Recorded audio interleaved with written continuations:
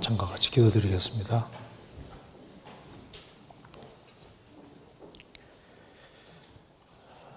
자비로우신 우리 아버지 하나님, 오늘도 저희들을 한자리에 불러 모아주시고 살아계신 하나님의 말씀으로 교훈받게 해주신 것을 감사합니다. 이 시간 주 성령께서 함께 해주시고 우리 마음 가운데 두루 역사해 주옵소서. 오늘 이 말씀을 통해서 하나님이 우리에게 원하시는 뜻이 무엇인지 다시 한번 깊이 생각할 수 있는 시간을 주시고 우리가 주님의 영광을 위하여 어떻게 행할 것을 알 수 있도록 도와주옵소서. 머저나 주님 앞에서는 그날 칭찬과 영광과 존귀를 얻을 수 있도록 우리의 삶을 다스려 주시고 30배, 60배, 100배 결실하는 귀한 삶이 되도록 도와주옵소서. 주님 오실 날이 너무 가까운 이때 정신을 차리고 우리의 행보를 말씀 위에 굳게 세우고 말씀 가운데 살아갈 수 있도록 도와주옵소서.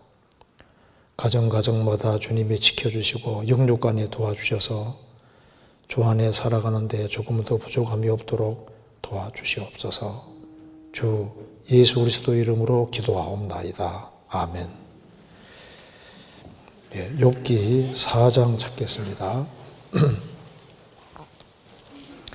욥기 4장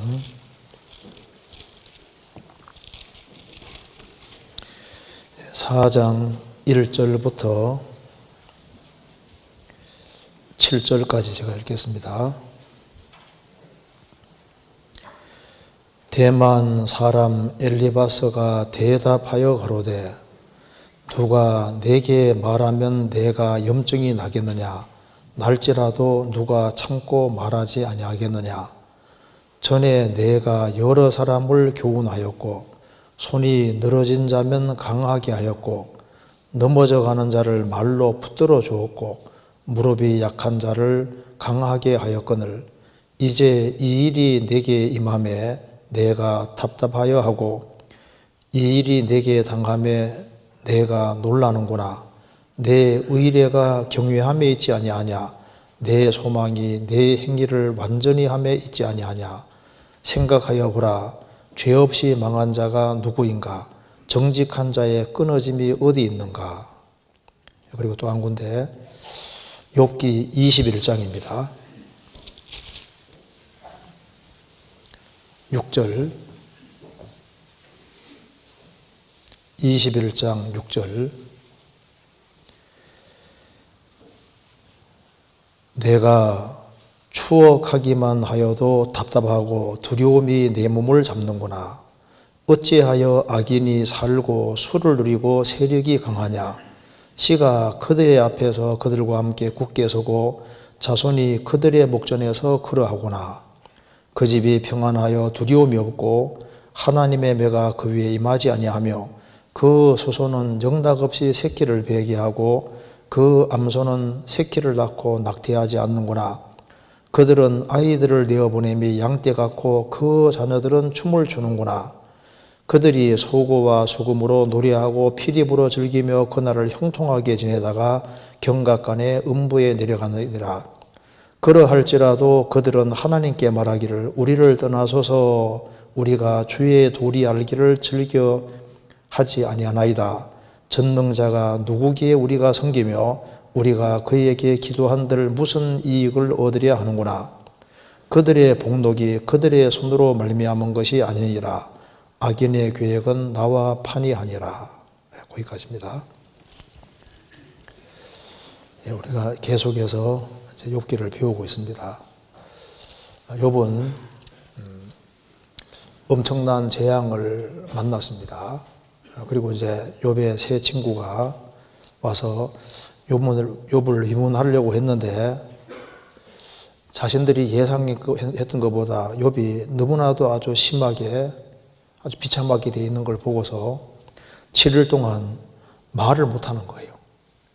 위로할 말이 하나도 없는 겁니다. 7일 동안 있으면서 이거 틀림없이 이거 욥이 무슨 죄를 지었을 것이다 이 생각이 자꾸 올라오는 겁니다. 그래서 욥을 이제 위로하러 왔다가 분명히 그 심각한 죄를 지었다고 판단을 하고 이제 있는 그런 이제 상황으로 되어 있는데 욥이 새 친구가 말을 하지 않으니까 이제 입을 열어서 자기가 태어난 날을 저주하는 거예요.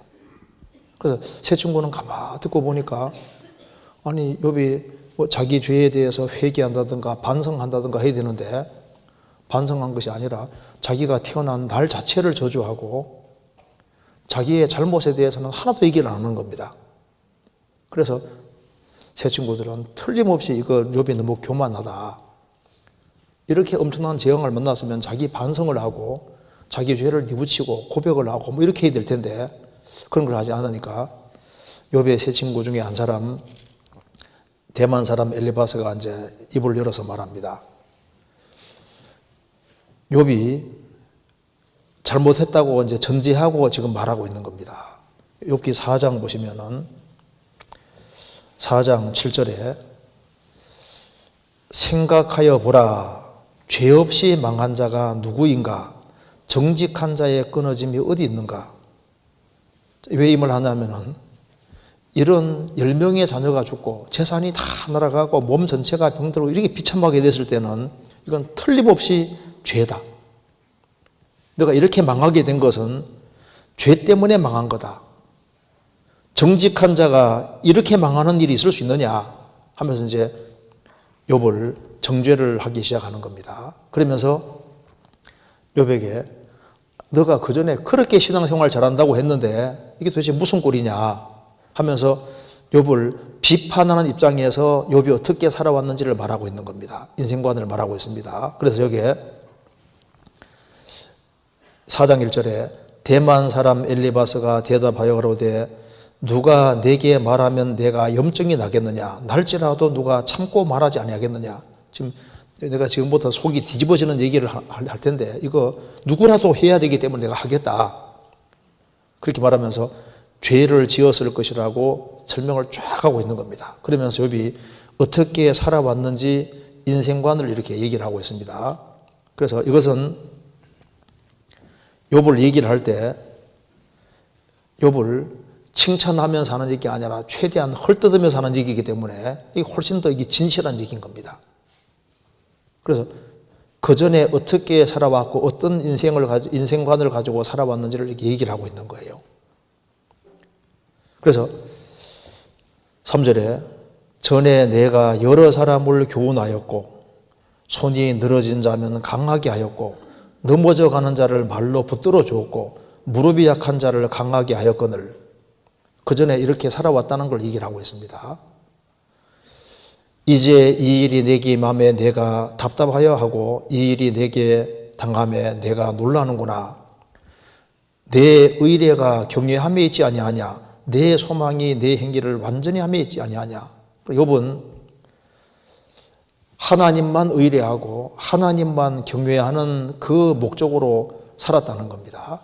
그리고 자기 행위를 아주 온전히 하는 완전히 하는데 소망을 두고 하나님 앞에서 아주 철저하게 살려고 노력했고 이웃에 대해서 얼마나 아주 잘했는지를 이렇게 얘기를 하고 있습니다.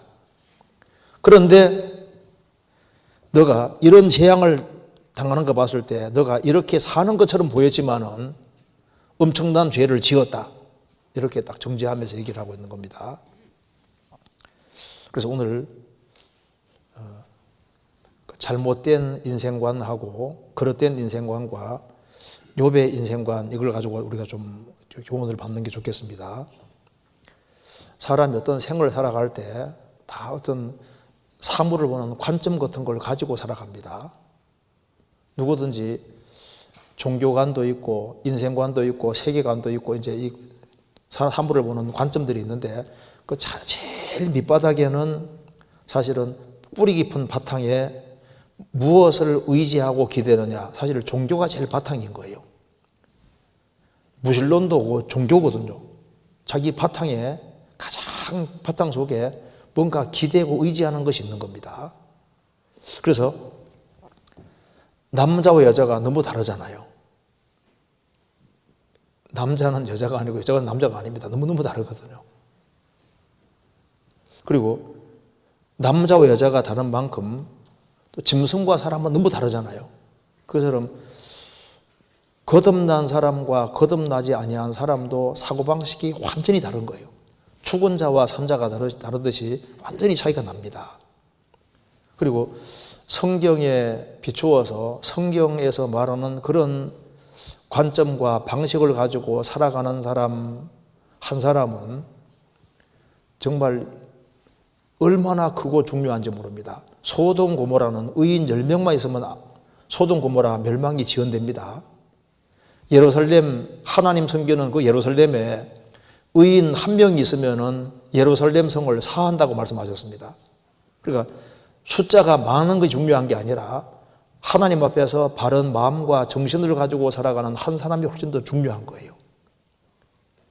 그리고 우리가 인생관에 대해 생각을 해야 될 이유는 잠언 23장에 대저 그 사람의 생각이었다면 그 위인도 그러한저 그 말대로 생각이 바로 그 사람인 거예요. 건전한 생각을 하고 살아가는 사람은 건전한 사람이고 항상 악한 것만 생각하고 살아가는 사람은 악인인 겁니다. 그래서 의인의 머리에는 복이 마거늘 잠언 10장에 말한 대로 의인의 머리에는 복이 많다. 왜? 의인은 생각하는 것이 좋은 것, 바른 것, 주님 앞에 합당한 걸 생각하니까 그 사람 머리에 복이 오게 되는 거예요. 그렇지 않습니까? 그리고 자신이 어떤 인생관을 가지고 살아왔는지는 평상시는 자기도 잘 몰라요. 그런데 위기 상황에 딱 처하면은 그 사람의 중심 속에 있는 본래 모습이 딱 드러나게 되고 자신이 무엇을 위해 살아왔는지를 정확히 알 수 있게 되는 겁니다. 욥은 이런 아주 어마어마한 큰 재앙을 만났을 때 욥이 무슨 생각을 가지고 어떻게 살아왔는지를 정확히 더 알게 되는 겁니다. 그리고 욥의 친구 중에 한 사람 엘리바스는 욥에 대해서 얘기를 할 때 욥이 그 전에 어떤 마음과 어떤 사고방식으로 살아왔는지를 정확히 표현하고 있는데 이게 깎아내리는 입장에서 지금 얘기를 하고 있는 거예요. 그래서 우리가 욥기 4장을 좀 이렇게 배워보면은 우리도 구원을 받은 사람이라면 틀림없이 이런 목적을 가지고 살아가리라고 생각합니다. 그래서 욥은 자신을 가르쳐 말하기를 나는 악인의 삶의 방식과 아주 판이하게 다르다고 얘기를 했습니다. 성경 욥기 21장 보시겠습니다. 21장 16절에 욥이 쭉 악인에 대해서 얘기하면서 16절에 그들의 복록이, 그들의 번영이 그 말입니다. 그들이 세상에서 복받고 잘돼가는 이 번영이 그들의 손으로 말미암은 것이 아니니라 하면서 악인의 계획은 나와 판이하니라. 악인의 계획은 나와 판이하니라. 나는 악인과는 앞에서 말한 이제 이런 사람과는 나는 판이하게 다르다고 얘기를 했습니다. 그러니까 욥이 살아가는 삶의 방식은 하나님을 등지고 살아가는 사람들의 어떤 삶의 계획과는 판이하게 달랐다고 얘기를 하고 있습니다. 그래서 결국 이 세상에는 두 종류의 사람이 있는 겁니다. 의인이 있고 악인이 있고 구원받은 사람이 있고 안 받은 사람이 있고 그래서 결국은 그 밑바닥에는 인본주의로 살아가느냐 특별히 세속적인 인본주의로 살아가느냐 아니면은 정말 신본주의 하나님 중심의 삶을 살아가는가 결국은 둘입니다. 천국과 지옥 둘밖에 없거든요. 결국은 사람은 둘 중에 하나의 길을 가고 있기 때문에 여기 욥기 21장은 인본주의의 삶을 살아가는 사람의 모습을 아주 정확히 그려놓고 있습니다. 욥기 4장은 하나님 중심의 삶을 살아가는 사람의 모습을 그대로 보여주고 있습니다. 그래서 욥기 4장과 욥기 21장을 딱 대조해 놓고 보면은 내가 어느 부류에 속하는지도 알 수 있고 또 우리가 어떤 삶을 지향해야 되는지도 정확히 알 수가 있는 겁니다. 그래서 여기 이제 욥기 21장부터 배워보면은 인본주의의 삶을 살아가는 사람들 그 사람들의 그 모습을 그대로 설명하고 있습니다. 그 특징을 한번 보겠습니다. 6절 보시겠습니다. 내가 추억하기만 하여도 답답하고 두려움이 내 몸을 잡는구나. 어찌하여 악인이 살고 어찌해서 악인이 잘 살고 수를 누리고 장수하고 세력이 강하냐. 자, 왜 이 얘기를 하냐 하면 욥은 지금 그 당대에 가장 잘 나가던 사람인데 재산이 한꺼번에 다 날아가 버리잖아요. 10명의 자녀가 다 죽고 몸 전체가 병들었는데 악인을 보니까 악인이 잘 살고 장수하고 세력이 강하고 씨가 그들 앞에서 그들과 함께 굳게 서고 자손이 그들의 목전에서 그러하구나. 그 집이 평안하여 두려움이 없고 하나님의 매가 그 위에 임하지 아니하며 그 수소는 영락없이 새끼를 배기하고 그 암소는 새끼를 낳고 낙태하지 않는구나. 그들은 아이들을 내어보내며 양떼 같고 그 자녀들은 춤을 추는구나. 자녀들을 잘 낳는데 막 양떼같이 많이 낳고 자녀들은 춤을 추고 건강하고 모든 게 잘 돼가는 거예요. 그런데 그렇게 하나님을 잘 섬기던 의인인 욥은 잘 돼가기는커녕 재산 날아가고 10명의 자녀가 한꺼번에 다 죽고 몸 전체가 병들고 이렇게 아주 대두적인 상황이 벌어지는 겁니다. 12절 그들이 소고와 수금으로 노래하고 피리 불어 즐기며 그날을 형통하게 지내다가 경각간의 음부에 내려가느니라. 형통하게 지내다가 죽음 건너가면 그대로 지옥 지킹이다 그 말입니다. 13절 14절 그럴지라도 형통하게 지내다가 결국은 지옥인데 그럴지라도 그들은 하나님께 말하기를 우리를 떠나소서. 그래서 여기 악인에 대해서 얘기하면서 그들은 말합니다. 우리를 떠나소서. 그래서 여기 인본주의 사상으로 살아가는 사람의 첫 번째 특징이 하나님 우리를 떠나소서. 자, 마귀는 아담 때도 있었습니다. 지금도 있고 욥 시대에도 있습니다. 묘에 마귀가 있는 거예요. 마귀는 아담 때에도 하나님과 아담을 이간시키려고 했잖아요. 욥 시대에도 하나님과 사람 사이를 갈라놓습니다. 하나님을 멀리하게 합니다. 지금도 마찬가지. 지금도 마귀는 거짓말장이요 거짓의 압입니다. 평생 하나님 것을 쓰고 누리고 살면서도 하나님 우리를 떠나소서 하나님을 배척하는 것이야말로 가장 심각하고 무서운 죄인 거예요. 로마서 1장 28절에 또한 저희가 마음에 하나님 두기를 싫어하며 마음에 하나님 두기를 싫어합니다. 노아 시대 때 가장 근본적인 죄도 바로 이 죄입니다. 하나님 우리를 떠나소서 하나님을 추방시키는 거예요. 시대적으로 하나님을 완전히 추방한 시대가 노아 시대인데 우리 시대도 보세요. 하나님 계신 증거가 가장 많이 드러나는 시대임에도 불구하고 하나님을 가장 배척하는 시대가 되었습니다. 하나님 우리를 떠나소서. 욥기 22장 찾겠습니다. 15절. 바로 이것이 노아 시대의 특징입니다. 22장 15절.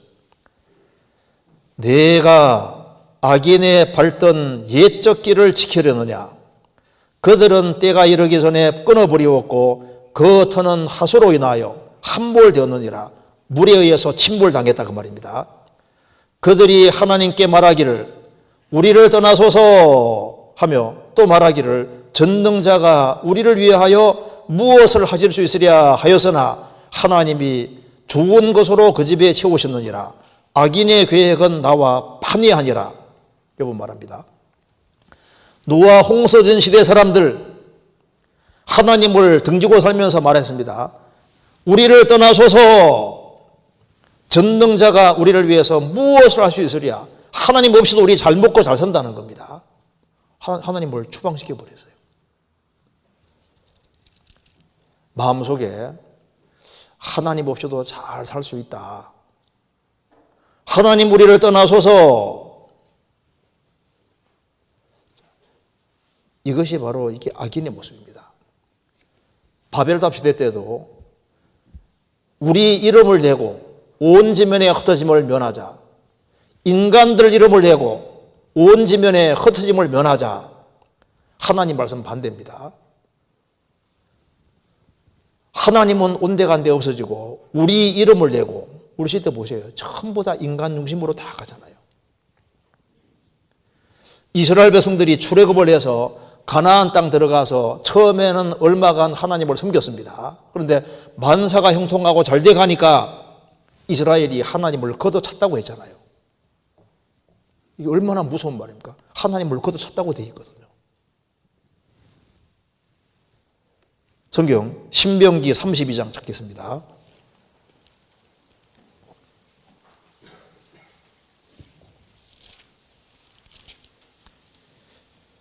(32장) 15절.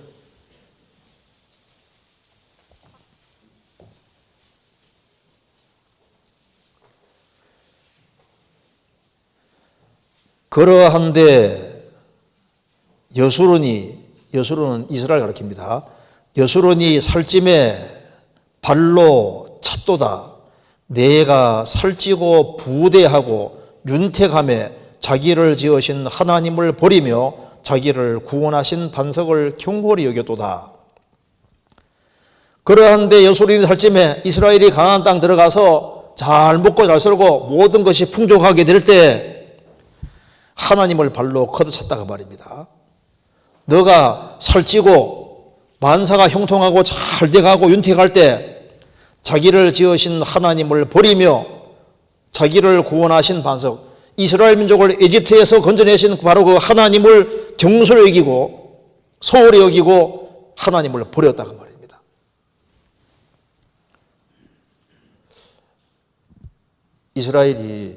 이스라엘에게 하나님이 예수님을 보내셨습니다. 예수님이 행하시는 그 역사를 3년 반 동안 보면서도 결국은 예수님을 버립니다. 빌라도가 바나바하고 예수님 세우고 말했습니다. 둘 중에 하나를 택하라고 했습니다. 그런데 이스라엘 백성들이 살인공 강도 바나바를 택하고 그리스도를 걷어차고 배척해 버리잖아요. 그리스도를 배척하는 것은 하나님을 추방시키는 거예요. 우리를 떠나서서 우리 시대 대다수 많은 사람들이 실제로는 무신론자입니다. 하나님을 추방시킵니다. 우리 시대 무신론, 진화론 이런 것이 아주 득세를 하고 있습니다. 마지막 때가 되면 될수록 하나님 없이도 잘 먹고 잘 산다고 생각을 합니다. 하나님 우리를 떠나서서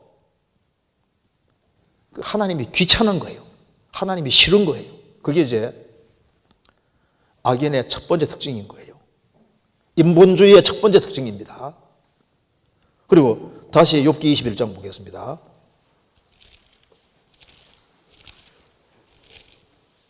(21장) 14절에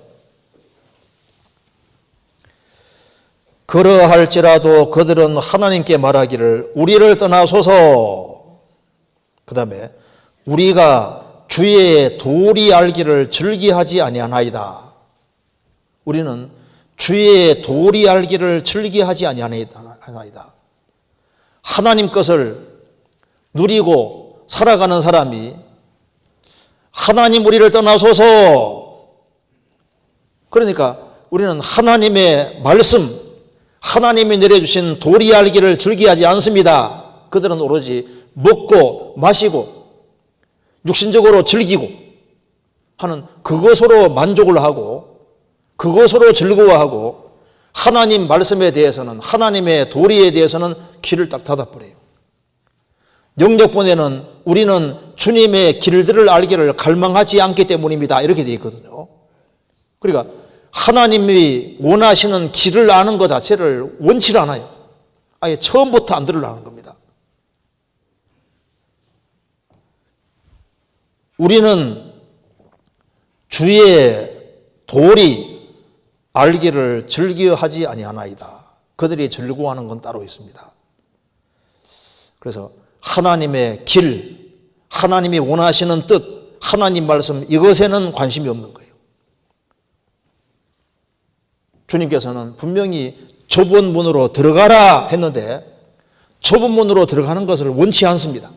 그들은 넓은 문으로 가고 넓은 길로 가는 거예요. 주님이 원하시는 좁은 길로 안 갑니다. 좁은 문 통과하려면 회개와 신앙으로만 좁은 문 통과할 수 있는데 그게 싫은 거예요.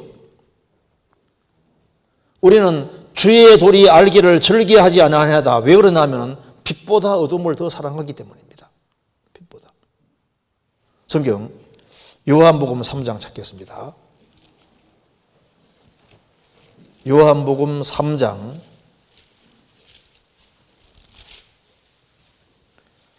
19절.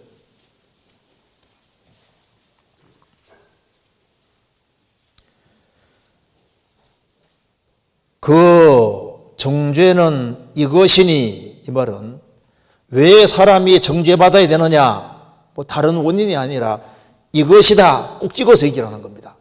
속마음을 딱 지적하는 겁니다. 왜 정죄받아야 되느냐, 그 정죄는 이것이니 곧 빛이 세상에 왔으되 사람들이 자기 행위가 악함으로 빛보다 어둠을 더 사랑한 것이니라. 악을 행하는 자마다 빛을 미워하여 빛으로 오지 아니하나니 이는 그 행위가 드러날까 하며 진리를 좇는 자는 빛으로 오나니 이는 그 행위가 하나님 안에 생한 것임을 나타내려 함이라 하시니라. 왜 사람은 정죄를 받아야 되느냐? 빛이 왔는데 빛보다 어둠을 더 사랑한 것이니라. 어둠을 사랑하고 어둠을 고집하기 때문에 빛으로 오기를 거부하고 싫어하는 거예요. 사람들은 좁은 문 통과하는 것도 원치 않고 좁은 길을 걸어가는 것도 원치 않습니다. 자기 멋대로 자기 방법대로 살기를 원하고 자기를 부인하고 자기 십자가를 지고 주님 뒤를 따르는 걸 원치 않습니다.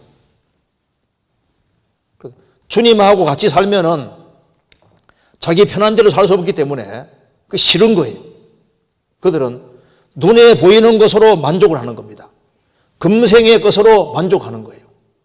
이 세상에서 잘 먹고 잘 살면 된다 생각하고 육체 채우는 목적으로 살기 때문에 주의 도리 그 골치 아프게 알기 싫어하는 거예요.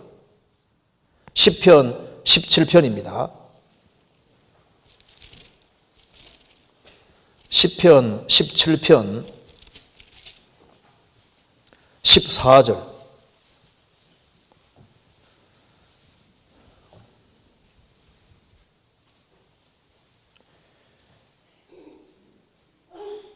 (812페이지입니다) 여호와여, 금생에서 이생에서 저희 분깃을 받은 세상 사람에게서 나를 주의 손으로 구하소서. 그는 주의 제물로 배를 채우심을 입고 자녀로 만족하고 그 남은 산업을 그 어린 아이들에게 유전하는 자니이다. 나는 의로운 중에 주의 얼굴을 보리니 깨를 때에 주의 형상으로 만족하리이다. 여호와여, 금생에서 이 세상에서 저희 분깃 몫을 받은 세상 사람에게서 나를 주의 손으로 구별을 시켜 주십시오. 세상 사람, 그는 주의 제물로 배를 채우심을 입고, 목적은 배입니다. 배. 잘 먹고 잘 사는 것이 목적인 거예요. 자녀로 만족하고 자녀가 세상적으로 잘 돼가고 건강하게 잘 살고, 그리고 자신의 배를 채우심을 입고 최대한 많이 모아서 그 남은 산업, 남은 재산을 그 어린아이들에게 유전하는 그 재미로 살고 그것으로 만족한다, 그 말입니다. 근데 다윗은 말했습니다. 그러나 나는 의로운 중에 주의 얼굴을 보리니 깰 때, 부활할 때 주의 형상으로 만족하리이다. 그러니까 세상 사람의 만족과 그리스도인의 만족은 다른 거예요. 그들은 소망이 금생에 있는데 나는 의롭게 살다가 주님 얼굴을 뵙고 부활할 때에 주님처럼 영광스럽게 바뀌어져서 영원한 천국에서 내세에서 영원히 사는 그 소망이 있는데 세상 사람은 그 소망이 없는 겁니다. 그러니까 하나님 우리를 떠나소서 우리는 주의 도리 알기를 원치 않습니다. 우리 시대 보세요. 성경의 증거가 아주 압도적인데 귀를 딱 틀어막습니다. 성경 얘기 듣는 거 귀찮아하고 싫어하잖아요. 디모데후서 4장입니다. 디모데후서 4장 3절 4절입니다. 346페이지입니다. 디모데후서 4장 3절. 때가 이르리니 사람이 바른 교훈을 받지 아니하며, 바른 교훈이 성경입니다. 성경에 바른 건전한 교훈을 받지 아니하며 귀가 가려워서 자기의 소욕을 조철스승을 많이 두고 또 그 길을 진리에서 돌이켜 허탄한 이야기를 조철이라. 우리 시대 정말 귀가 가려운 시대입니다. 너무 듣고 싶어하는 시대잖아요. 또 가장 많은 걸 듣는 시대인데 귀가 가려워서 자기 사욕을 조철성을 많이 두고 자기 욕심 채울 성들을 많이 두고 자기 육신적인 욕심을 채워주는 그런 얘기들 나오면 잘 받아들이는 거예요. 또 그 길을 진리에서 돌이켜 허탄한 이야기를 조철이라. 사실 진화론은 이게 황당한 얘기입니다. 물질이 어떻게 사람 되냐 그 말입니다. 개구리가 어떻게 사람 돼요? 황당한 얘기인데 듣고 있잖아요.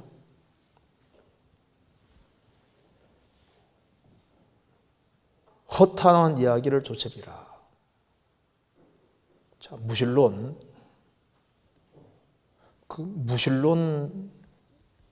무신론자 대단한 사람들입니다. 그 무신론에다가 인생 거는 사람, 진화론에 인생 거는 사람들, 조금만 생각해 봐도 저절로는 될 수가 없는 거예요.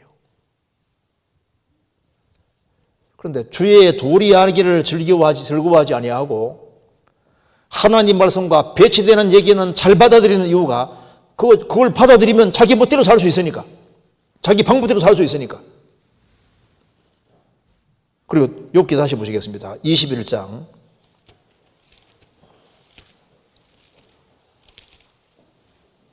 15절 14절부터 다시 읽겠습니다. 그러할지라도 그들은 하나님께 말하기를 우리를 떠나소서 우리가 주의 도리 알기를 즐기하지 아니하나이다. 그 다음 보십시오. 전능자가 누구기에 우리가 섬기며, 전능자가 누구기에 우리가 섬기며, 하나님을 무시하는 거예요. 전능자가 누구기에, 성경 파라오 왕이 뭐라 그랬습니까? 여호와가 누구간데 내가 그 말을 듣고 이스라엘을 보내겠느냐? 여호와가 누구간데라고 했잖아요. 이스라엘 못 보내. 출애굽기 5장 1절이 나오잖아요. 그런데 모세는 뭐라 그랬습니까? 모세는 내가 누구간데 파라오 왕 앞에 가서 이스라엘을 애굽에서 인도해 되겠습니까? 내가 누구간데 출애굽기 3장 11절에 나와 있습니다. 하나님 앞에서는 자신 낮추고 내가 누구간데, 그런데 여호와가 누구간데 한 사람 어떻게 되었습니까? 나중에 이스라엘 추적하다가 물에 빠져 죽잖아요.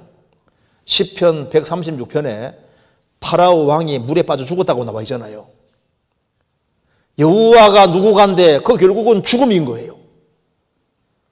내가 누구간데 한 모세는 얼마나 귀하게 쓰임받았습니까? 여기 말하기를 전능자가 누구기에, 얼마나 무서운 말입니까? 전능자가 누구기에 우리가 섬기며, 우리가 그에게 15절에 우리가 그에게 기도한들 무슨 이익을 얻으랴 하는구나. 우리가 그에게 기도한들 무슨 이익을 얻을 것이냐. 그러니까 하나님을 허상으로 생각하기 때문에 기도할 필요성을 못 느낍니다. 오로지 자기의 수단과 방법 의지에 살아가는 거예요. 그분이 살아계신 하나님이라는 걸 안 받아들입니다. 왜? 물질기가 전부이기 때문에 하나님의 도우심 같은 건 없다고 생각하는 거예요. 이 세상이 닫힌 세상이라고 생각합니다. 이 세상이 열린 세상입니다. 아세요? 성경에 예외라는 법칙이 있습니다. 왜 예외라는 걸 만들어 놓냐면은 그게 항상 하나님이 예외적으로 개입할 수 있는 길이 항상 있는 거예요. 성경 레위기 11장에 보면은 그 박쥐가 얘기 나오는데 박쥐가 새입니까 짐승입니까? 헷갈리죠? 새끼 낳으니까 짐승, 포유류 짐승이라고 생각할 거 아니에요. 성경에는 새라고 되어 있습니다. 부정한 새 목록에 그게 박쥐가 나오거든요. 새끼를 낳지만은 하나님 날개 달아놓고 새로 분류시켜 놨다니까, 새로. 고래는 물고기인데 새끼 낳잖아요. 그죠? 예외라는 게 항상 있습니다. 규칙 속에 예외라는 게 항상 있는 것이 하나님은 일정한 규칙 속에 항상 중간에 계속 들어오시기 때문에요. 예외라는 게 항상 있는 거예요. 그 엘리야 당시에 이스라엘 땅에 과부가 많이 있었지만은 한 명도 도움받지 못했는데 사르밧 과부는 이방 여자인데 시돈 사람 사르밧 과부는 이방 여자인데 도움을 받았잖아요. 그러니까 하나님의 도움을 구하는 사람은 이 세상은 폐쇄 체계가 아니라 개방 체계이기 때문에 중간에 하나님이 개입하시는 게 있다니까요. 엘리사 당시에도 이스라엘 땅에 문둥병 환자가 많았지만은 아무도 고침받지 못하고 시리아 아람의 군대 장관 한 사람 나하만만 고침받았잖아요. 코로나가 아무리 심해도 어떤 사람은 하나님의 도움을 받습니다. 왜? 하나님은 위에서 항상 간섭하시고 개입할 수 있는 분이기 때문입니다. 그런데 이 세계는 물질 덩어리고 자연 규칙 따라 움직이다 생각하는 사람은 기도 안 합니다. 자기 주모 믿고 기도하는 게 무슨 소용이 있느냐 이렇게 말하는 거예요. 그 우연이라고 얘기를 하는 겁니다. 어떤 목사님에게 한 청년이 말합니다. 아이고 목사님 기도응답 이런 건 다 우연이에요. 우연. 그 목사님 그런 거 믿으면 안 됩니다. 우연입니다. 하니까 얘야 너 기도 안 해봐라. 그럼 그 우연도 안 생긴단다. 기도하는 것이 절대 그게 응답이 우연이 아닙니다. 기도하지 아니하면은 그런 응답도 안 오는데 기도하면 응답이 오는데 우연입니까? 아니에요. 그들은 인본주의에 속하는 사람들은 자기 수단 방법과 자기 힘을 믿고 살아가는 거예요. 시편 147편입니다. 이거 잠깐 적고 시편 147편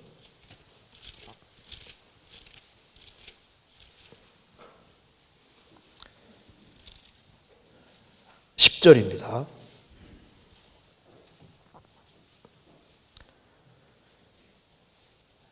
(147편) 10절 여호와는 말의 힘을 즐거워 아니하시며 사람의 다리도 기뻐 아니하시고 자기를 경외하는 자와 그 인자하심을 바라는 자들을 기뻐하시는도다. 여호와는 사람이 타고 다니는 말의 힘을 즐거워 아니하시며 눈에 보이는 세력 기대는 걸 말하는 겁니다. 하나님은 눈에 보이는 세력을 기대는 것도 즐거워하지 아니하시고 사람의 다리도 기뻐 아니하시며 자기 다리 믿고 사는 사람, 자기 힘을 믿고 사는 사람, 나는 아무 도움 없이 내 힘으로 잘 살 수 있다고 생각하는 사람, 그런 거 안 기뻐하시고 자기 부족과 연약을 알고 자기 하나님을 경외하는 자와 그 인자하심 사랑을 바라는 자들을 기뻐하시는도다. 눈을 위로 들고 하나님의 도움을 구하고 살아가는 사람들을 기뻐하신다 그 말입니다. 나는 하나님 도움 없이 내 힘으로 잘 먹고 잘 살 수 있어. 그게 하나님 볼 때는 죄입니다. 그게 하나님을 무시하고 하나님 없이 살 수 있다고 생각하는 사람인 거예요. 욥기 21장 다시 보시겠습니다.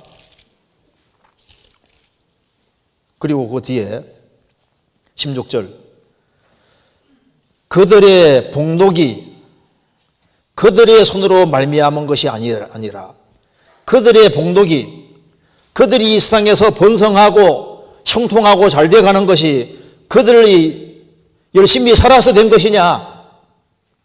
하나님이 후하게 내려주신 것인데 그 근원이 하나님께로부터 다 주어진 것인데 하나님은 의인에게도 악인에게도 햇빛과 비와 만물을 다 주시잖아요. 하나님은 육체에 필요한 것을 다 내려주시는 분입니다. 쌀 한 톨도 하나님이 태양 안 비춰주면 쌀 한 톨이 안 생긴다니까요. 고린도 전서 4장에 말씀하시기를 너에게 있는 것 중에서 하나님께 받지 않은 것이 무엇이뇨? 내가 받았은즉 어찌하여 받지 아니한 같이 자랑하느뇨? 너에게 있는 것 중에서 하나님께 안 받은 게 있으면 얘기해봐라. 하나님 만든 세상에서 하나님 위에 지원받고 평생 하나님 것을 쓰고 누리고 살고 있는데 내가 가족이 있으면 가족도 하나님이 주신 거예요. 자기가 무슨 재주로 가족을 만드냐고요. 내게 있는 자녀들, 내 옆에 있는 부모 다 하나님이 다 빌려주신 겁니다. 그렇잖아요. 내게 건강이 있다면 그거 하나님이 주신 거잖아요. 나는 머리 좋다, 그 머리 하나님 주신 겁니다. 자기가 만들어낸 거 아니잖아요. 다 하나님께 받았는데 근원 대신은 하나님께 받았음에도 불구하고 하나님께로 온 것이 아니다. 내 수단 방법으로 온 것이라고 착각을 하고 있는 겁니다. 하나님이 모든 것의 알파고 모든 것의 시작이라는 것을 부인하고 끝이라는 것을 부인하는 거예요. 그래서 욥이 말합니다. 그 뒤에 악인의 계획은 나와 판이 아니라 악인의 계획, 악인은 계획을 가지고 있습니다. 그 악인의 계획은 일단 하나님을 떠나서 생각하고 계획하는 거니까 전부 다 잘못된 거예요. 그래서 악인은 마음속에 악한 걸 생각하고 세상적인 걸 생각하기 때문에 일생 살아가면서 많은 문제를 만들어내는 겁니다. 여기 이사야 32장 보시겠습니다. 이사야 32장 7절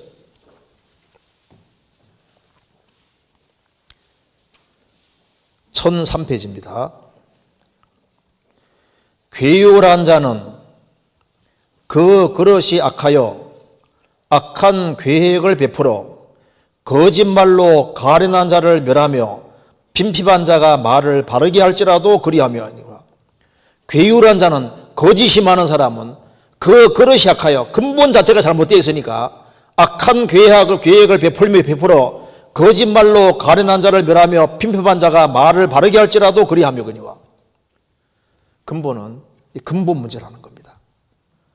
거짓이 많은 사람은 근본 그릇이 악하기 때문에 악한 것을 계획하고 악한 꾀를 가지고서 악으로 치닫는 거예요. 그러다가 어떻게 되느냐? 그러다가 욥기 21장 그렇게 하다가 13절에 그날을 형통하게 지내다가 경각간에 어떻게 됩니까? 음부에 내려가느니라. 자, 그리고 이걸 보면 우리가 알 수 있는 것이 하나님을 등지는 사람은 이 성경에 딱 말씀하신 대로 하나님 우리를 떠나소서, 우리는 주의 도리, 주님의 말씀, 주님의 도리, 주님의 길 알기를 즐기하지 않습니다. 전능자가 누구기에 우리가 섬기고 우리가 그의 기도한들 무슨 이익이 있으랴. 그리고 악한 계획을 꾀하고 악한 계획 속에서 살고 그러다가 죽음 건너가면은 순식간에 음부에 내려가느니라. 결국은 지옥이다 그 말입니다. 욥기 26장 보시겠습니다. 26장 5절. 욥은 죽음 건너편의 세계를 알고 있는 사람입니다. 음령들이 영역본에 더 대더라고 했습니다. 죽은 자들이 그 말입니다. 큰 물과 수족, 어족들 밑에서 떠나니 저 밑에 음부가 있다는 겁니다.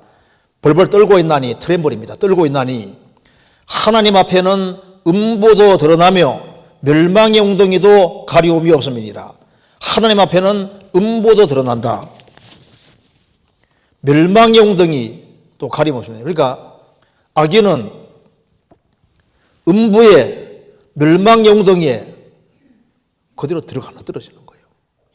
그래서 하나님을 등지는 길은 불행 중에 최고 불행입니다. 왜냐하면 하나님 자신이 행복이잖아요. 복이잖아요. 그러니까 하나님과 분리된다는 것은 복 없는 불행으로 떨어진단 말인 거예요. 기쁨 자체를 하나님 만드셨는데 하나님과 분리된다는 것은 영원한 슬픔 속에 들어간단 말인 겁니다.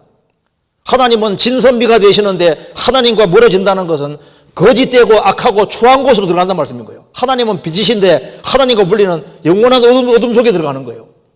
하나님은 생명이신데 하나님과 분리되는 것은 영원한 죽음으로 들어가는 것이 되는 거예요. 이 잠깐의 쾌락 때문에 하나님과 분리되고 하나님과 멀리하는 사람은 불행 중에 불행인 거예요. 그래서 이 모든 것을 피할 수 있는 길은 성경에서 말씀하신 대로 확실하게 회개하고 확실하게 믿어야 되는 겁니다. 예수님께서 회개하고 복음 믿으라. 회개하고 복음 믿을 때 새로운 생명을 얻지 아니하면은 영원한 멸망이 되는 겁니다. 성경 전체는 회개하고 복음을 확실하게 믿어야 됩니다. 그래야만 운명이 둘로 갈라지게 되는 거예요. 사도행전 13장에 보면은 마나인과 헤롯이 젖동생 서로 이제 있습니까? 어릴 때부터 같이 자랐습니다. 그런데 하나는 마나인 선지자가 되고 하나는 주님을 완전히 등지는 사람이 되잖아요. 에서와 야곱 둘이 갈라지는 이유도 딱 회개입니다. 회개. 예수님의 제자들 중에 11명의 제자와 가룟유다가 갈라지는 이유가 뭐예요? 가룟유다는 참으로 믿지 않았거든요. 십자가 배 두 강도도 믿었냐 안 믿었냐 그거 하나로 운명이 딱 갈라지는 거예요. 사람이 구원을 받으면 소경이었다가 눈이 뜨지는 겁니다. 예수님 말씀하시기를 너희 속에 있는 눈이 어둡지 아니한가 보라고 하셨습니다. 구원을 안 받은 사람은 영적인 소경이거든요. 구원 받을 때 영혼의 눈이 딱 띄어지는 거라니까요. 누가복음 11장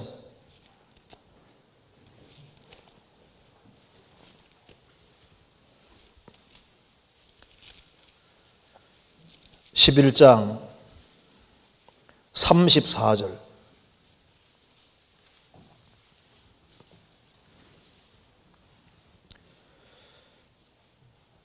내 몸에 등불은 눈이라 내 눈이 성하면 온몸이 밝을 것이요 만일 나쁘면 내 몸도 어두리라. 그러므로 내 속에 있는 빛이 어둡지 아니한가 보라. 내 온몸이 밝아 조금도 어두운 데가 없으면 등불의 광선이 너를 비출 때와 같이 온전히 밝으리라 하시니라. 몸의 등불은 눈입니다. 실제로 눈이 성하면은 온몸 전체가 밝아지고 눈이 어두워지면 자기도 안 보이고 다 캄캄하게 되지 않습니까? 육신의 눈이 있는 것처럼 속에 있는 영혼의 눈이 있다 그 말입니다. 그러므로 너의 속에 있는 빛이 어둡지 아니한가 보라. 사람이 거듭나지 아니하면은 영혼의 눈이 감켜져 있고 영혼의 눈이 어둡게 되어 있고 소경으로 되어 있으니까 아무것도 안 보이는 거예요. 자기가 왜 태어났는지 왜 사는지 뭘 위해 살아야 될지 모르는 겁니다. 그런데 내 속에 있는 빛이 어둡지 아니한가 보라. 내 온몸이 밝아 조금도 어두운 데가 없으면 등불의 광선이 너를 비출 때와 같이 온전히 밝으리라. 그래서 구원을 받을 때 영혼의 눈이 뜨여지고 에베소서 1장에 말한 대로 영혼의 눈, 마음 눈이 점점 밝아지게 되는 거예요. 그렇게 될 때 확실한 인생관을 가지게 되는 겁니다. 그래서 회개와 신앙으로 영혼의 눈이 딱 밝아지면은 아차, 내가 마귀에게 완전히 속아왔구나. 내가 정말 지옥 가까이 와 있었다는 걸 알고 깜짝 놀라게 되는 거예요. 음부에 떨어질 내가 기적적으로 건진받은 걸 알고 좀 소스라치게 놀라게 되는 겁니다. 하나님 우리를 떠나소서, 이게 얼마나 무서운 말인지를 알게 되는 겁니다. 하나님께 가까이 함이 내게 복이라. 시편 78편 73편 28절에 하나님께 가까이 함이 내게 복이라. 하나님을 가까이 하는 것이 정말 복이라는 걸 깨닫게 되는 거예요. 그리고 모든 성도는 한 사람도 예외 없이 하나님을 친근히 하는 사람입니다. 하나님을 멀리하면서 구원을 받았다. 성경에서는 분명히 말씀하기를 모든 성도는 이퀄 하나님을 친근히 하는 사람입니다. 시편 148편 찾겠습니다.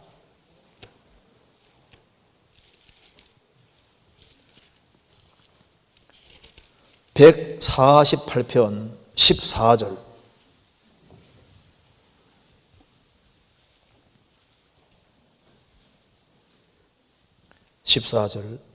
저가 그 백성의 뿔을 높이셨으니 저는 모든 성도 곧 저를 친근히 하는 이스라엘 자손의 찬양거리로다.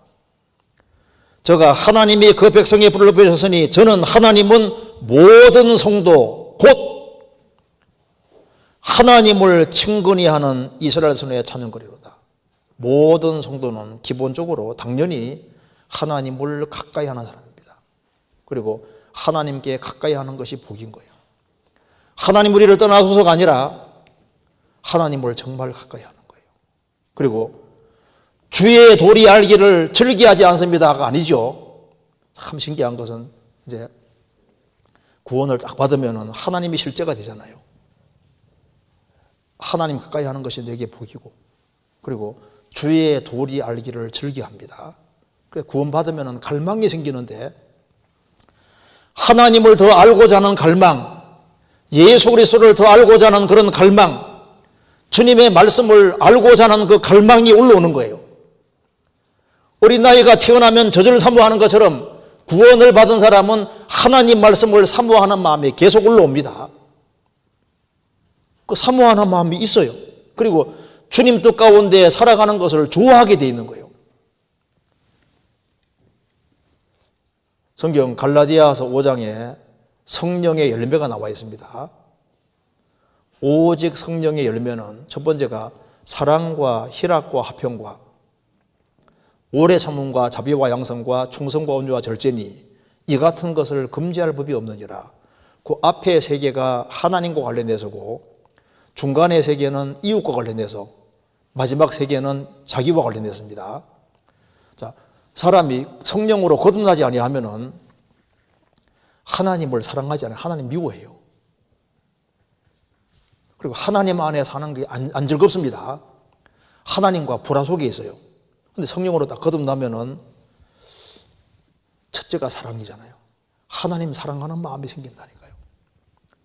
하나님이 세상을 이처럼 사랑하사 독생자를 주셨으니 하나님 나를 얼마나 사랑하신지를 깨달았기 때문에, 사랑이 내 마음에 부음받았기 때문에 하나님 사랑하는 마음이 정말 있습니다.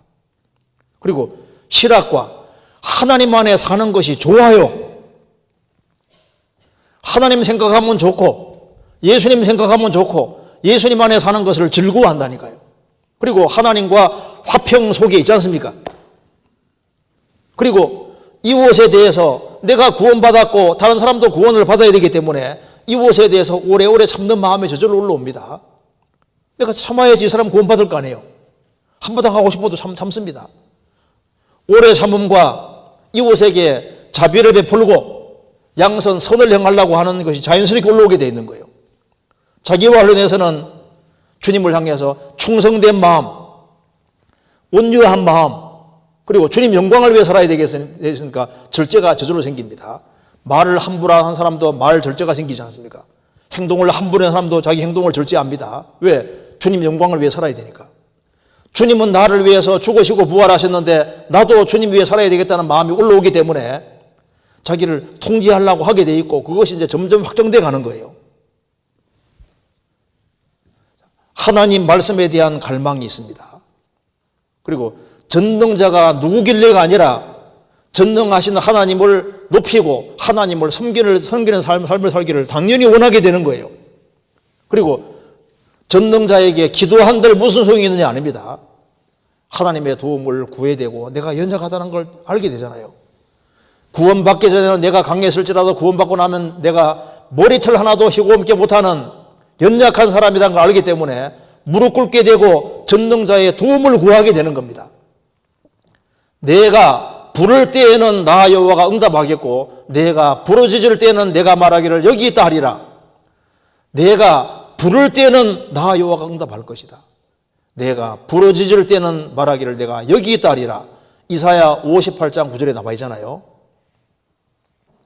그리고 그 복덕이 자기 손에서만 말미암은 것이 아니라 모든 우리에게 주어지는 축복이나 모든 것은 다 하나님께로 근원한다는 걸 알게 되는 겁니다.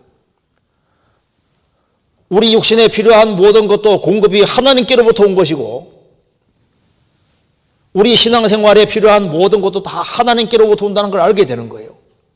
책 중에 자크 엘룰이라는 사람이 프랑스의 사회학자이면서 그 사람이 크리스찬인 같더라고요. 성경에 올라서 글을 많이 썼는데 자크 엘룰이 쓴 책 중에 그 도시의 의미라는 책이 있거든. 도시의 의미. 사람들은 시골에 살면은 도움 자체가 하나님께로 오는 걸 쉽게 느낍니다. 왜? 하나님 비 안 내려주면 농사가 안 되거든요. 그런데 도시에서 사는 사람들은 모든 공급이 하나님께로 온다는 걸 쉽게 잊는다 그 말입니다. 왜? 모든 게 막 저절로 들어오는 것처럼 이게 근원이 하나님께로 온다는 것 자체를 시골에 사는 사람은 쉽게 느끼는데 도시에 사는 사람들이 일단 많고 그 다음에 하나님 의식하지 않아도 이것저것 막 내 필요한 것이 다 들어오고 하니까 그 근원이 하나님께로 온 걸 잊기 때문에 과거부터 도시 자체가 하나님께 도전하는 운상이 되는 거예요. 분석을 잘 해놨습니다. 구원받으면 제정신 돌아와서 모든 것이 다 하나님께로부터 오는구나. 그걸 깨닫게 되는 거예요. 그리고 불신자는 경각간에 죽으면 음부에 들어가는데 구원받은 사람은 죽으면 어떻게 되는 겁니까? 죽으면 즉시 주님 계신 세계 속에 들어가게 되는 거잖아요. 자, 하나님 앞에서 잘못된 인생관을 가진 사람은 다 꺾입니다.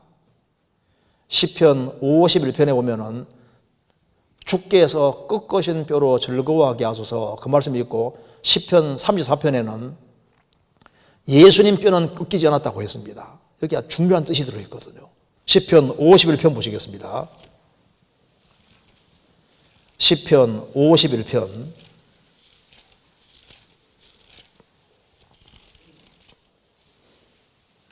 8절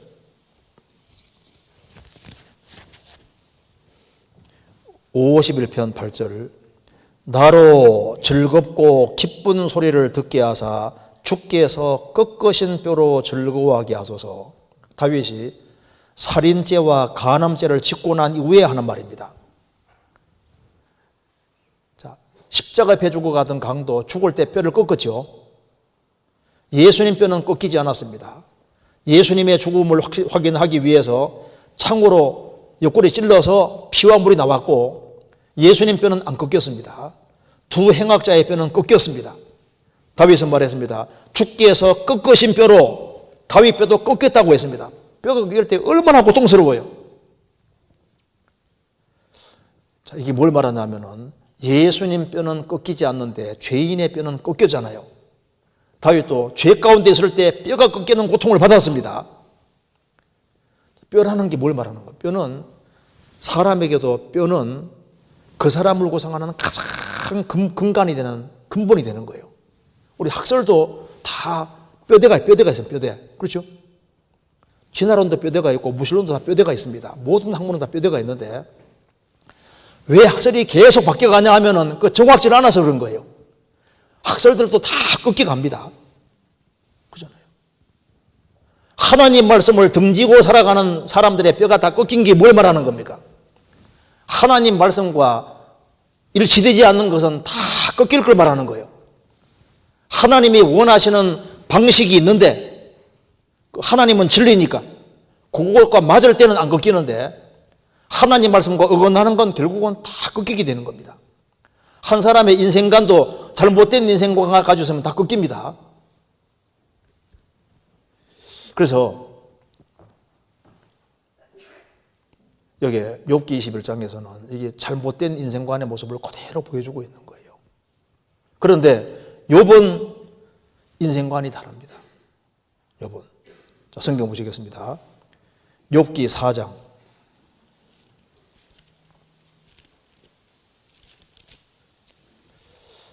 자, 욥은 구원받은 사람 중에 아주 대표적인 사람이잖아요. 성경 에스겔 14장 14절과 20절에 보면은 주님이 신앙생활 잘한 사람 대표적으로 3명을 들었는데 누군지 아시죠? 노아, 그 다음에 다니엘, 욥 3사람을 들고 있습니다. 신앙생활 정말 잘한 사람 3사람 하면 욥, 다니엘, 노아 이렇게 들고 있는데, 그러니까 욥이라는 사람이 어떠한 인생을 살았는지를 보면은 우리도 포커스를 욥이라는 사람이 가지는 그런 신앙관을 가지고 그런 인생관 가지고 살아가면요 주님이 정말 기뻐하실 겁니다. 자, 여기 욥기 4장, 자, 욥의 인생관을 보시겠습니다. 비판하는 입장에서 말한 엘리바스가 말한 이것이 욥이 살아왔던 실제 삶의 방식이니까 한번 보시겠습니다. 4장 6절부터 보시겠습니다. 하나님과 관련해서 욥은 이런 사고방식으로 삽니다. 6절, 내 의례가 경외함에 있지 아니하냐. 자, 욥은 인생의 목적이 내 의례가 경외함에 있지 아니하냐. 욥은 하나님만 경외하고 하나님만 의례하고 살았습니다. 욥은 완전히 하나님 중심으로 생을 살고 있는 거예요. 재앙을 만나는 자리에서도 이렇게 말했습니다. 3장 23절, 하나님에게 둘러싸여 길이 아득한 사람에게 어찌하여 주셨는고. 이런 큰 재앙을 만나면서도 하나님에게 둘러싸여 있다. 그렇게 말했잖아요. 욥에게는 하나님은 항상 생생한 실제입니다. 재앙을 만나는 속에서도 내가 하나님에게 둘러싸여 있다. 우리가 하나님께 복을 받았으니 화도 받지 않겠느냐. 하나님은 복과 화를 내릴 수 있는 분이고 신앙생활 잘해도 재앙을 만날 수 있다고 생각하는 거예요. 욥은 인생의 목적이 하나님을 의뢰하고 하나님만 경외하는 이것이 인생의 목적이었던 겁니다. 우리에게 성경 주신 이유도 뭘까요? 궁극 목적은 딱 하나입니다. 하나님을 경외하고 그 명령을 지키게 하는 것이 목적인 거예요. 전도서 12장입니다.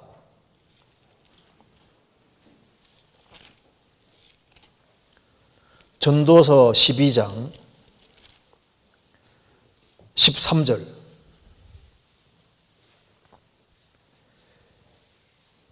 이 일의 결국을 다 들었으니 하나님을 경외하고 그 명령을 지킬지어다. 이것이 사람의 본분이니라.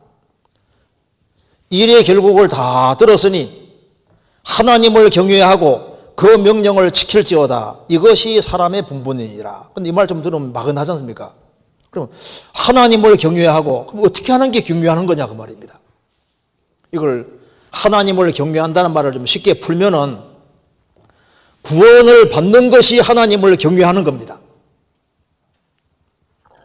하나님을 경외한다고 말하면서도 구원받지 않는다면은 하나님 경외하는 것이 아닙니다. 예수님을 배척하는 것이 배척하면서도 하나님 경외한다고 해요. 천만의 말씀입니다. 아버지를 공경하는 사람은 아들을 공경해야 되는데 어떻게 아들을 공경하느냐? 믿고 구원받는 것이 아들을 공경하고 아버지 공경하는 거예요. 하나님은 예수님을 보내주셨으니까 예수님 믿고 영생 얻는 것이 하나님을 경외하는 것이 되는 겁니다. 그리고 하나님을 경외하는 사람은 하나님과 같이 동행하는 것이 하나님을 경외하는 게 되는 거예요. 하나님과 동행하면서 하나님을 섬기는 것이 하나님을 경외하는 겁니다. 사람이 나를 섬기려면 나를 따르라. 나 있는 곳에 나를 섬기는 자도 거기 있으리니 사람이 나를 섬기면 내 아버지께서 저를 귀히 여기시리라. 사람이 나를 섬기려면 나를 따르라. 주님 뒤를 따르지 않으면서 주님 섬긴다는 말은 거짓말이잖아요. 주님을 경외한다고 하면서도 주님을 멀리하고 주님과 함께 걷지 아니하고 주님을 섬기지 않는다면 주님을 경외한다는 말이 잘못된 말이잖아요. 주님을 기쁘시게 하는 것이 주님을 경외하는 것이 되는 겁니다. 에녹은 주님과 동행하면서 주님을 기쁘시게 하는 삶을 살았습니다. 그잖아요. 바울 사도도 내가 거하든지 떠나든지 주를 기쁘시게 하는 자 되기를 힘쓰노라. 주님을 기쁘시게 하는 자에게 힘쓰는 것이 주님을 경외하는 것이 되는 겁니다. 이제 내가 사람들에게 좋게 하랴 하나님께 좋게 하랴 사람들에게 기쁨을 구하랴. 내가 사람들에게 기쁨을 구하는 것이었다면 그리스도 종이 아니라고 했습니다. 우리는 주님을 기쁘시게 하고 주님께 좋게 하기 위해서 사는 거예요. 너는 마음을 다하여 여호와를 의뢰하고 내 명철을 의지하지 말라. 너는 범사에 그를 인정하라. 그리하면 내 길을 지도하시리라. 그러니까 주님을 경외한다는 것은 주님을 기쁘시게 하는 걸 말하는 겁니다. 부모를 경외한다는 것은 부모가 기뻐하는 걸 하는 거잖아요. 하나님 말씀에 순종하는 것이 경외하는 겁니다. 징계를 순히 받는 그것도 주님을 경외하는 거예요. 주님을 경외하는 것이 성경 말씀하기를 악을 미워하는 것이라고 했습니다. 잠언 8장 13절에 여호와를 경외하는 것은 뭐라 했습니까? 악을 미워하는 것이라. 그래서 하나님을 경외하는 것은 성경 출애굽기 1장에 보면은 십보라와 부하가 왕의 명령을 어기고 이스라엘의 아들들을 살렸습니다. 그렇게 해서 여호와를 경외했다고 했습니다. 그러니까 하나님보다 왕보다 하나님을 더 두려워하는 것이 경외하는 거니까 하나님을 최고로 두려워하는 것이 그 경외인 거예요. 아브라함이 독자 이삭을 바쳤을 때 경외한다고 했습니다.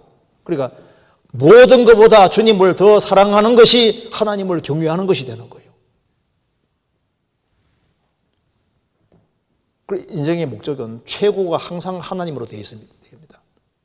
그리고 구원받고 1년, 2년, 3년, 4년 세월이 지나가면서 포커스를 하나님께 맞추고 살아가는 것이 점점 빛을 발하고 날이 가면 갈수록 그게 잘했다고 생각이 들게 되어 있는 거예요.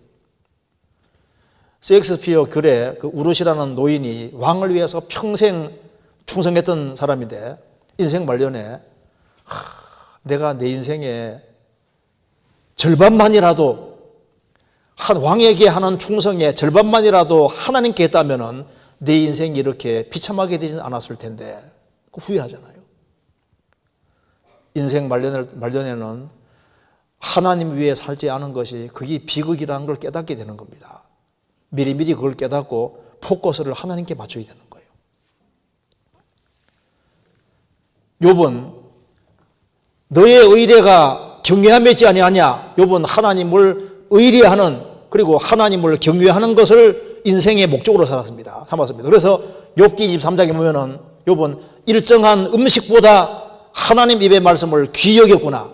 그런 하나님 중심으로 살았기 때문에 하나님 중심으로 사는 사람은 당연히 하나님 말씀 중심이 되는 거예요.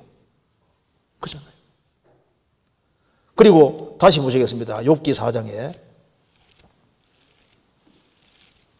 우리가 이제 좀 기준을 확실히 하는 것이 좋겠습니다. 그리고 6절에 내 의뢰가 경외함에 있지 아니하냐. 하나님을 향해서는 하나님께 기대고 하나님을 경외하는 겁니다. 자기와 관련해서는 내 소망이 내 행위를 완전히 함에 있지 아니하냐. 욥의 소망이 이렇게 나와 있습니다. 욥의 소망이 뭐냐면은 하나님을 경외하고 살아야 되겠으니까 하나님이 기뻐하는 일을 하고 살아야 되겠으니까 너의 행위를 완전히 함에 있지 아니하냐. 그는 하나님 앞에서 정말 바르게 살려고 했던 겁니다. 주님의 뜻을 어기지 아니하고 주님 뜻 가운데 사는 그것을 소망으로 삼고 그렇게 살기를 정말 원했던 거예요. 잠언 27장 보시겠습니다. 잠언 20장.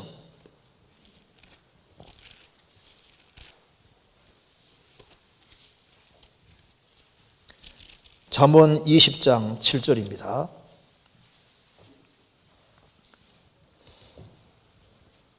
(7절) 완전히 행하는 자가 의인이라 그 후손에게 복이 있느니라. 완전히 행하는 자가 의인이라. 무슨 말이냐면은 구원받고 정말 주님 말씀 가운데 정말 바르게 온전하게 살기를 그 원하는 사람, 그런 사람은 그 후손도 복이 있다고 되어 있잖아요. 고린도서 13장 11절도 형제들아 기뻐하라 하면서 온전케 되며, 우리가 좀 더 온전케 되는 것을 소망해야 됩니다. 생을 살아가는 가운데 돈을 많이 버는 게 소망일까요? 세상적으로 잘 나가는 게 소망일까요? 내가 하나님 앞에서 한번 제대로 신앙생활을 해보자, 정말 바르게 주님이 칭찬받는 그런 모습으로 한번 살아보자 하는 그 소망을 욥은 가지고 있었던 거예요. 세상에서 적당하게 살면서 신앙생활도 적당히 대충 하는 이제 그런 마음을 가지고 사는 것은 합당치 않습니다. 이왕 신앙생활을 하는 김에, 제가 외국에 갔을 때 어떤 분이 나는 한국에서는 자신이 없고 지금 내가 사는 곳에는 주님께 최고 이쁨 받는 사람, 주님이 최고 기뻐하는 사람이 되는 거, 그거 소원이라고 하는데 그거 들으니까 마음에 탁 와닿는 거죠. 내가 적어도 우리 교구에서는, 우리 교회 안에서는 내가 한번 신앙생활 제일 멋지게 해보자, 주님이 제일 기뻐하는 그런 행동을 해보자, 한번 제대로 한번 마음을 가지고 제대로 아주 신앙생활 해보자 하는 이런 마음 가지면 얼마나 좋아요. 에휴, 나는 우리 구역 안에서 그냥 제일 꼴찌라도 떨어지지 말고 그냥 살아야 되겠다, 이런 마음 가지면 그거 합당하지 않습니다. 이왕 신앙생활 하는 김에 달란트, 이거 문화비 보면요, 달란트 보면은 다섯 달란트 있는 사람은 5 남기면 돼요. 2 달란트 2만 남기면 됩니다. 1 달란트는 하나 남기면 되잖아요. 그러니까 남하고 비교할 필요가 없다니까요. 내가 할 수 있는 범위 안에서는 내가 최선 해보자 하는 그런 마음을 가지고 있는 사람은 주님이 정말 그 속에 역사해 주실 거예요. 여기 시편 119편 찾겠습니다.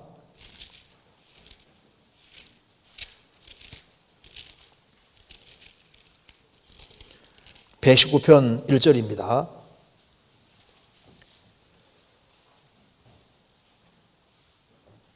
행위 완전하여 여호와의 법에 행하는 자가 복이 있으며 여호와의 증거를 지키고 전심으로 여호와를 구하는 자가 복이 있도다. 실로 저희는 불의를 행치 아니하고 주의 도를 행하는도다. 주께서 주의 법도로 명하사 우리로 근실히 지키게 하셨나이다. 여기서 행위 완전하여 여호와의 법에 행하는 자가 복이 있으며, 너의 행위를 온전히 함에 있지 아니하냐? 행위 완전하여 여호와의 법에 행하려면은 2절에 여호와의 증거를 지키고 전심으로 여호와를 구하는 자는 복이 있도다. 행위 완전한 거하고 전심은 연결되어 있는데, 전심으로 행하려고 하면은 행동이 바르게 되도록 되어 있습니다. 우리가 완벽지는 못해도, 완전하지는 못해도 바른 마음 그리고 전심으로 행하려고 하면은 행동이 딱 바르게 된다니까요. 너의 행위를 온전히 함에 있지 아니하냐? 그는 정말 바른 마음과 전심으로 행하려고 했던 거예요.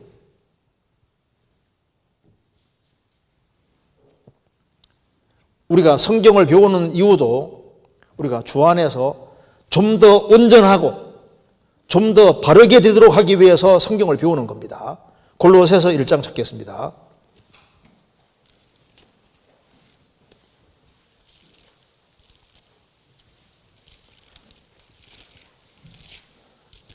골로새서 1장 28절.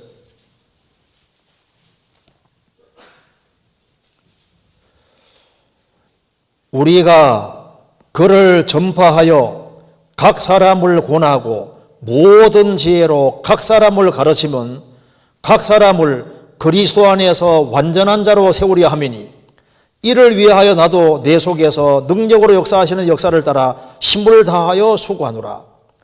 우리가 그리스도를 전파하여 각 사람을 권하고 모든 지혜로 각 사람을 가르치면 각 사람을 그리스도 안에서 완전한 자로 세우려 함이니 각 사람이잖아요.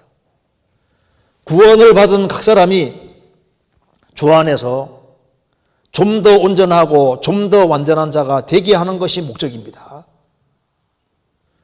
그래서 어린아이가 태어나면 성장해서 청년이 되고 어른 되기를 원하지 않습니까? 주님께서도 구원받은 사람이 주 안에서 좀 더 온전하고 완전하게 되는 걸 원하시는 거예요. 그런데 이것은 단번으로 되는 것이 아닙니다. 그래서 여기에 힘을 다하여 수고하노라. 우리가 하나님 말씀을 꾸준히 계속적으로 배워야 됩니다. 여기에 우리가 그를 전파하여 각 사람을 권하고 모든 지혜로 각 사람을 가르침을 계속 받는 속에서 온전하게 되는 거예요. 완전한 자가 되는 겁니다. 그래서 모든 성경은 하나님의 감동으로 된 것으로 교훈과 책망과 바르게 함과 의로 교육하기에 유익하니 이는 하나님의 사람으로 온전케 하며 하나님의 사람으로 온전케 되고 완전한 자가 되기 위해서는 말씀을 계속적으로 배워야 되는 거예요. 밥 먹듯이 말씀을 계속 배워야 됩니다. 그리고 교회 안에 연결되어서 성령의 공급을 계속 받아야 돼요. 그런데 주님께서는 우리를 좀 더 온전하고 완전하게 만들어가기 위해서 우리에게 고난을 주시는데 불순물이 떨어지는 데는 고난만큼 좋은 것이 없기 때문에 그리스도인들에게 고난을 주시는 겁니다. 우리가 좀 더 완전케 되기 위해서 제일 좋은 방법이 고난입니다. 그래서 시편 138편에 보면은 우리에게 내게 관계된 것을 완전케 하실지라 내게 관계된 것을 완전케 하실지라 방법은 내가 환난 중에 나늘지라도 혼란에 들어갔다 나오고 하는 속에서 좀 더 온전하게 되는 거예요. 여기에 이거 한번 보시겠습니다. 베드로전서 5장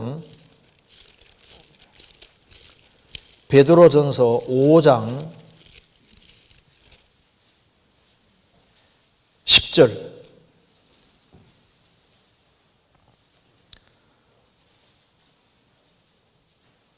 모든 은혜의 하나님 곧 그리스도 안에서 너희를 부르사 자기의 영원한 영광에 들어가게 하신 이가 잠깐 고난을 받은 너희를 친히 온전케 하시며 굳게 하시며 강하게 하시며 터를 견고케 하시리라. 우리를 불러서 구원의 길로 인도한 것도 은혜요. 영원한 영광에 들어가게 하신 것도 은혜인데 영원한 영광에 들어가게 하기 위해서 잠깐 고난을 주신 것도 은혜고 잠깐 고난을 통해서 그리스도인들이 온전케 되고 고난 통해서 굳세게 되고 강하게 되고 견고하게 되는 이것도 은혜다 그 말입니다. 그래서 주님은 여러 가지로 우리를 온전케 만들어 가시는데 주님 뒤를 계속 따르게 해서 믿음의 주여 온전케 하시는 예수를 바라보자. 주님 뒤를 계속 따르면서 온전케 되고 또 징계받으면서도 온전케 되고 교제 가운데 서로 발씻김으로 좀 더 온전하게 되고 그래서 계속적으로 온전케 돼 가는 겁니다. 그래서 우리 신앙생활의 목표가 뭐냐 하면은 너의 행위를 온전케 함이 있지 아니하냐 완전케 함이 있지 아니하냐 욥이 그런 마음을 가지고 살은 거예요. 하나님을 제대로 섬겨보려고 그러기 위해서는 바른 마음 가지고 바른 행동을 가지고 행동해야 되니까 그걸 아주 간절히 소망했다는 겁니다. 그리고 다시 보시겠습니다. 욥기 21장, 욥기 4장 다시 보시겠습니다. 그리고 이제 이웃과 관련해서 이렇게 했다는 겁니다. 욥기 4장에 3절 전에 내가 여러 사람을 교훈하였고, 욥은 하나님 앞에서 정말 바르게 살았기 때문에 하나님이 많은 걸 깨닫게 해주셨고, 그 깨달은 말씀을 자기 혼자 가지고 있는 것이 아니라 내가 여러 사람을 교훈하였고, 그래서 욥기 29장 보면요, 욥이 무리를 쫙 가르칠 때 그 말씀이 이슬고 같았다고 되어 있잖아요.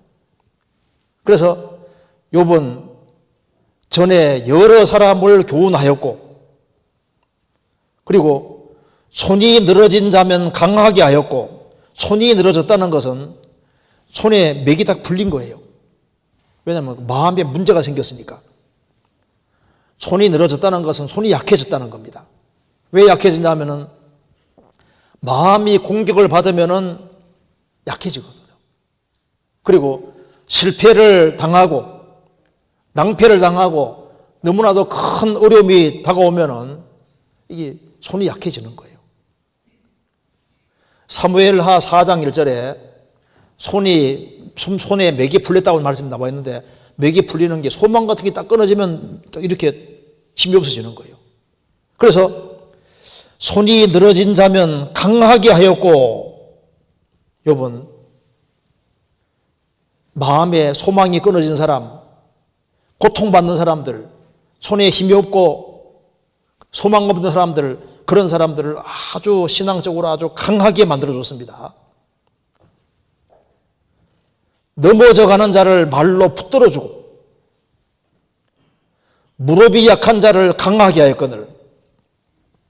그래서 주변에 정말 어려운 사람들, 힘이 없는 사람들, 그런 사람들을 이웃을 자기 몸처럼 생각하면서 적극적으로 이웃을 위해 살았습니다. 그 이유는 뭐냐면 하나님을 경외했기 때문입니다. 잠언 31장에 현수간 여인도 남편에게 참 잘하고 부지런히 모으고, 그리고 그것을 부지런히 모아서 첫 번째 불쌍한 사람들에게 도움을 주고, 자기 가족 식구들을 참 신앙생활 잘하도록 만들고, 또 자기도 그 다음에 단장도 하고, 남편이 빛을 보도록 하고, 그리고 후일을 웃으면서 고생을 왜 했냐 하면은 그 뒤에 여호와를 경외했기 때문이라고 했습니다. 그러니까 현수간 여인에게 당신은 왜 남편에게 살합니까? 여호와를 경외하기 때문입니다. 당신은 왜 그렇게 알뜰살뜰하게 모읍니까? 여호와를 경외하기 때문입니다. 왜 당신은 자신을 위해 살지 않고 이웃에 대해서 그렇게 신경을 씁니까? 나는 하나님을 경외하기 때문입니다. 왜 당신은 남편에게 그렇게 잘하고 남편이 빚을 보도록 합니까? 나는 여호와를 경외하기 때문입니다. 왜 자녀를 그렇게 부지런히 잘 키우냐 그 말입니다. 돌보냐 그 말입니다. 나는 여호와를 경외하기 때문입니다. 욥이 주 안에서 정말 얼마나 잘 살았는지는 욥기 31장 읽어보시면요, 욥이 얼마나 바르게 살았는 줄 알 수 있습니다. 그 이유는 뭐냐 하면은 여호와를 경외했기 때문입니다. 욥은 성실하게 살았습니다. 아마 이런 얘기 들어보신 분도 있을 겁니다. 어떤 미국의 한 실업가가 어린 시절에 너무너무 가난했습니다. 그런데 나중에 굉장한 성공을 이루었는데, 그 이유가 자신이 어렸을 때 자신은 너무 가난했는데 자기 동네에 아주 엄청난 부자가 하나 살았다는 겁니다. 그런데 어느 날 그 부자 집에 그 주인 되시는 분이, 여자분이, 얘야 오늘 한번 잔디 한번 깎아주겠니?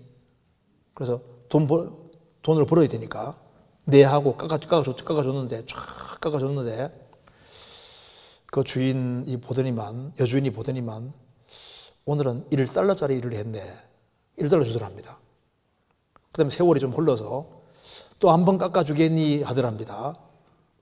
그래서 1달러짜리 일을 했다고 하니까 그 다음에 좀 더 정성을 기울여서 쫙 깎았다는 거예요. 보더니만 오늘은 2달러짜리 일을 했네 하는 거예요. 그 다음에 또 세월이 좀 지나서 또 깎아주겠니? 그 말을 2달러짜리 일을 했다고 하니까 이번에는 뭐 최대한 정성을 다해서 깎으면서 모종을 이제 좀 옮겨 심기도 하고 이렇게 해서 있지 않습니까? 자기 할 만큼 최선 다해서 쫙 했어요. 그러니까 그 여주인이 보더니만 만족해 가면서 오늘은 5달러짜리 일을 했네 하면서 5달러 주면서 너는 앞으로 무슨 일을 하든지 1달러, 2달러짜리 일을 하지 말고 5달러짜리 일을 해라. 그게 머릿속에 확 바뀌어서 그때부터 무슨 일을 하든지 큰 일을 하든 작은 일을 하든지 간에 최선 다해서 $5짜리를 하려고 했다가 말입니다.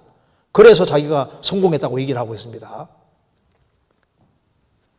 이 욥의 인생을 보면은 욥은 정말 모든 일을 정성껏 한 것을 정말 볼 수 있어요.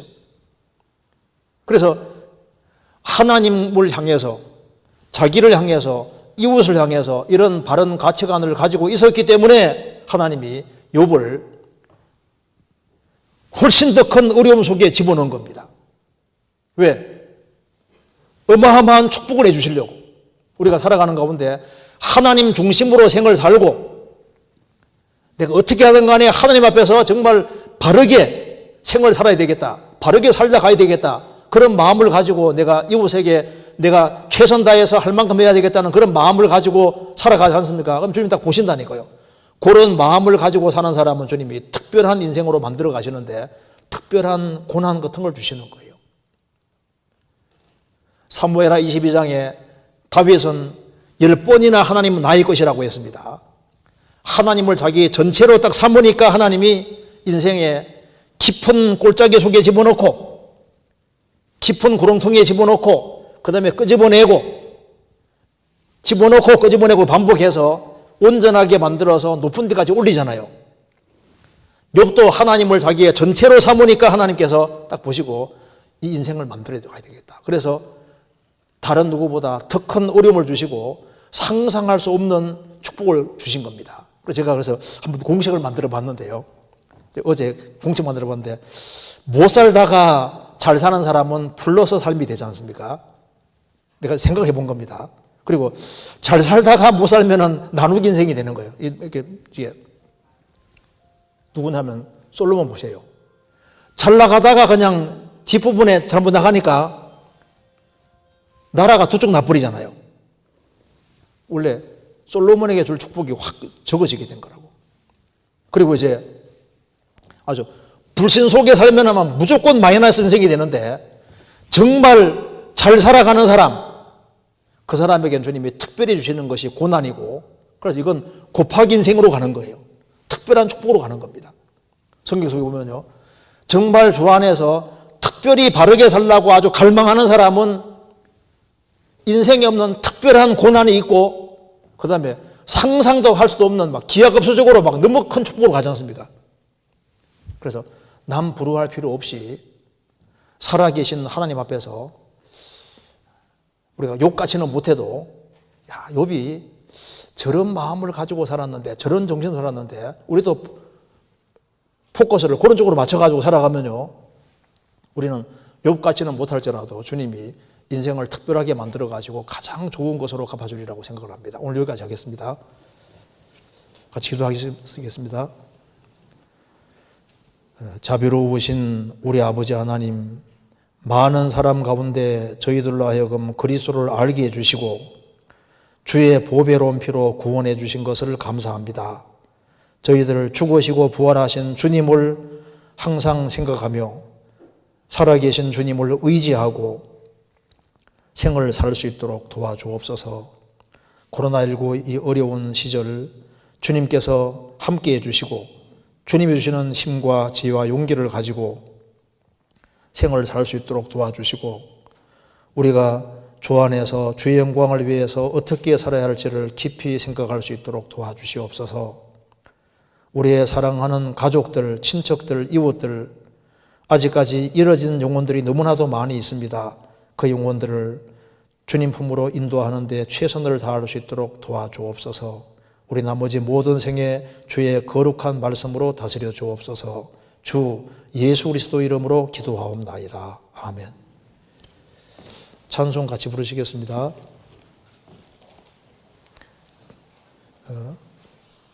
464장 1절과 4절을 부르시겠습니다.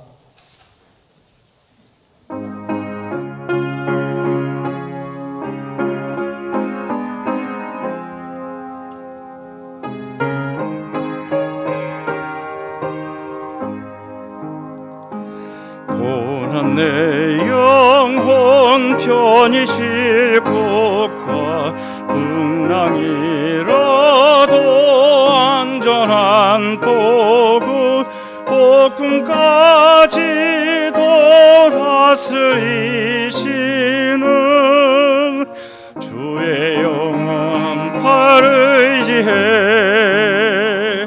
주의 영원하신 팔 함께하사 항상 나를 붙드시니 어느 곳에 가든지 요동하지 않음은 주의 팔을 의지함이라. 능치 못한 것 주께 없으니 나의 일생을 주께 맡기며 나의 모든 짐 대신 지시는 주의 영원한 팔 의지해 주의 영원하신 팔 함께하사 항상 나를 붙드시니 어느 곳에 가든지 요동하지 않음은 주의 팔을 의지하